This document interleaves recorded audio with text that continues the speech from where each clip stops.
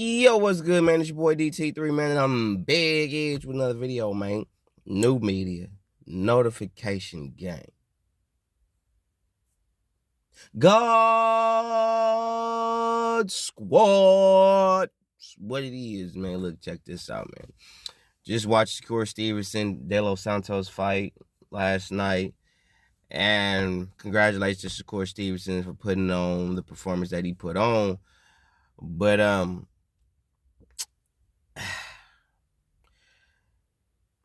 that I don't want to say like when you see boxers fighting like that, right? And then they come forth and say shit like, I want to apologize to everybody for my lackluster performance. Like, bro, you knew it was a lackluster performance in round, probably round 3. Between round 3 and round 5, you already had an idea of how you was finna fight this dude. Now, you probably thought going in, you was probably going, catch him with some more clean or more shots, more power shots and all that shit. And then when you got in there with him and you felt his power, you was like, oh shit, I can't get caught with nothing with this dude. He got popped. So you knew between round, I know for a fact, if not round 1 and 2, between 3 and 5, you knew. You knew like, okay, I'm not finna throw no left hands. I'm not finna throw nothing. No thud and nothing. I'm just going to keep him on the end of this jab, pop. I'm just going to keep him there. That shit working.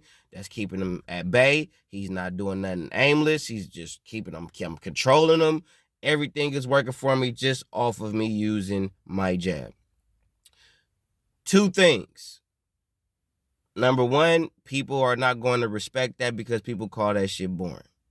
Because people want to see blood, guts, and all that shit. So, Shakur, you're not giving them that. Okay? You're not going to give them that. You're not that type of fighter. Same thing I say about Devin Haney. Y'all are not going to go in there and throw aimlessly at nobody. It's smart, but it's boring. So you're going to have a lot of people talk about how your style is boring. And I will say that fight was boring.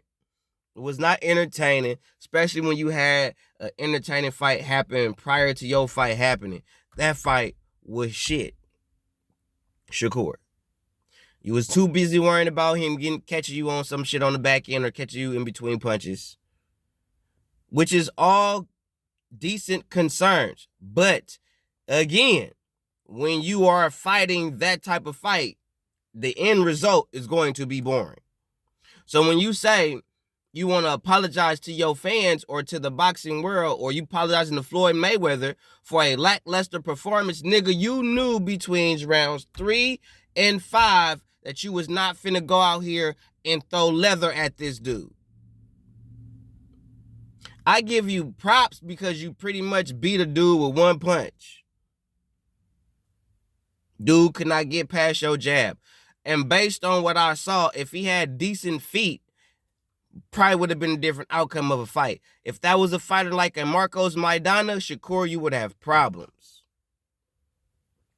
A fighter with a Marcos Maidana mentality, they ain't giving no fucks about none of that shit. Nigga, they throwing. They coming at you. They ain't trying to be cute. They ain't trying to be pretty.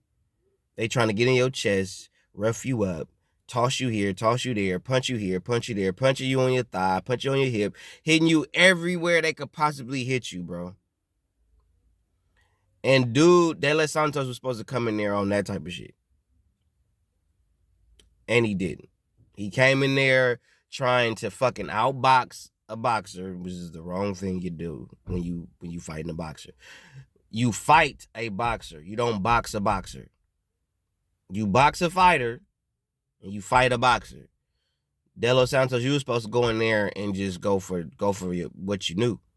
You weren't supposed to try to show your boxing prowess against Shakur. You can't outbox Shakur Stevenson. That's the fact that was even like a suggestion, or the fact that was a part of y'all game plan was to try to box with this dude. That was fucking ridiculous.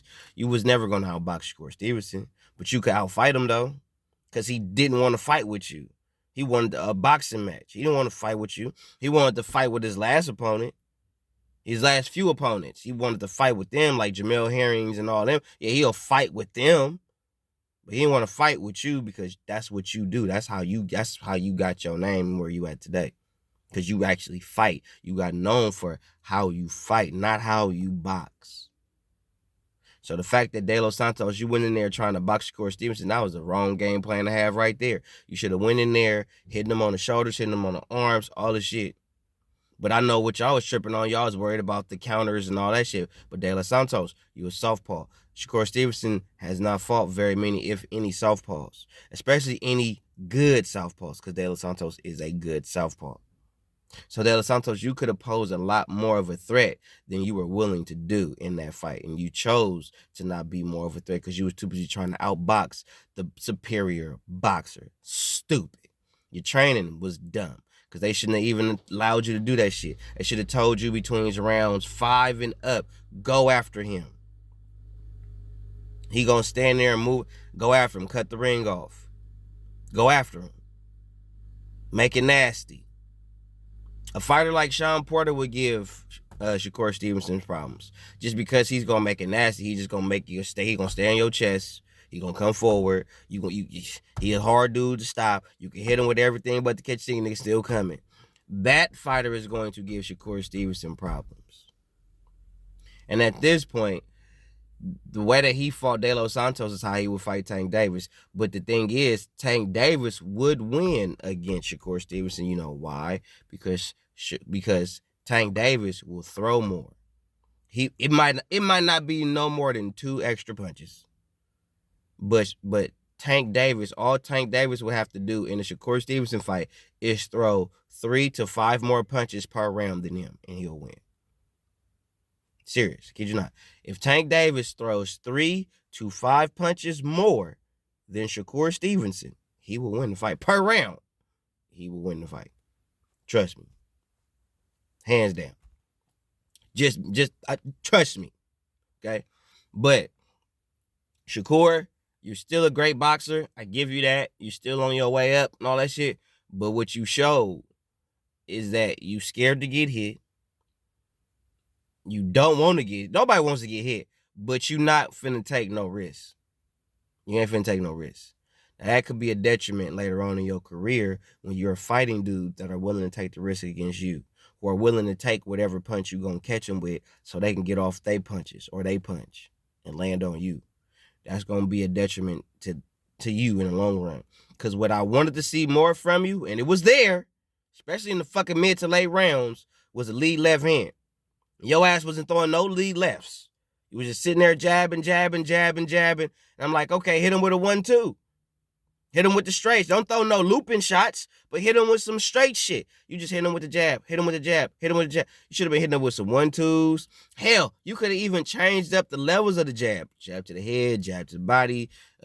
You wasn't fainting the jab to the body, throw the lead left to the head. Like, you wasn't doing certain shit just to like, just to look better. You could have looked a whole lot better.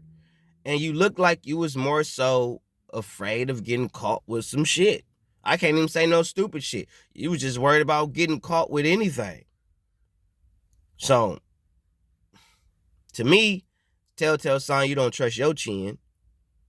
I'm not saying you ain't got one. We have yet to be seen, but when you fighting a dude that got punching power or that can actually punch or got some decent skill, you ain't finna fight that dude. You ain't finna get in there and fight, scrap with him.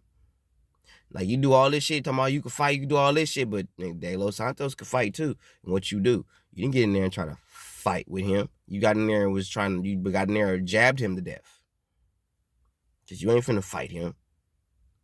Because he gonna catch you with something. And that can hurt you. So you know what? Just gonna jab. So I'm gonna be up here talking about you sorry for your lackluster performance. You knew your performance was shit round 5. You knew it really was shit when you heard the... Hell, even when your ass heard the boos, you didn't even try to turn up. You didn't even start throwing more... You start throwing more straight punches. All you had to do was throw more straight shots. Jab, cross, jab, cross, jab, cross. Cross to the body, jab to the head, jab to the body, cross it. So all you had to do was mix up your straights. You didn't have to... You could have caught him with a right hook here or there because it was there. because he was making little mistakes to be caught with the right hook. But you had him perfect on the ones and twos. You could have Deontay Wilder the shit out of him. Seriously. 1-2, poop, all night. And it would have looked better than you just throwing that one fucking punch. Because one of those shots would have landed nice, and it would have been nice to see you land some good, decent power shots with your straight left hand.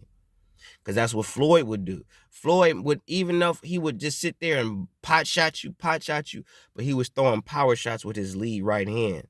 And he was throwing ones and twos and countering you with his lead right hand. You wasn't throwing no counters with your lead left. You wasn't really throwing no ones and twos, none of that. You was just sticking behind the jab the whole night because you was worried about getting caught on the back end. Because you knew De Los Santos is a good counter puncher, and he's good at catching you on the fucking back end. You didn't want them problems. So instead, I'm just going to jab this nigga for 35 goddamn minutes. Personally, I'm not impressed by it because I felt like you could have did better because you probably could have looked, you could have looked a lot better in that fight. Your performance was lackluster because of your opponent. That's why your performance was lackluster. Give De Los Santos his flowers. Because the reason why your ass didn't go after him like you would normally go after any other opponent was because he was not one to be fucked with like that. You couldn't do him like that. That's why your performance was what it was because of your opponent and what he was going to allow you to do. And you knew somewhere throughout the duration of that fight that De Los Santos was not finna let you do none of the shit that you normally do in fights. So, hats off to De Los Santos for showing people that, yeah, when you in there with a real dog, shit changes. People tune change. And a lot of y'all gonna shit on Shakur and all that shit. And some of it, Shakur, is justifiably so. Because in reality, you and the person that's of that type of a caliber will give you problems. That's what you showed me last night, is where you really at in this boxing shit. That don't mean you're not good, but that's why you don't see the best fight the best. Because of shit like that. Because if Shakur Stevenson, Shakur could have lost that fight. If he fought the best way he knew how to win that fight, because he was fighting to win. He wasn't fighting to try to impress nobody. But he knew dude was coming to win. And he couldn't make no mistakes with this dude, or dude was going to make him pay. Fuck him up royally for that shit. So the reason why your performance was lackluster, Shakur Stevenson, is because of Edwin De Los Santos. All right.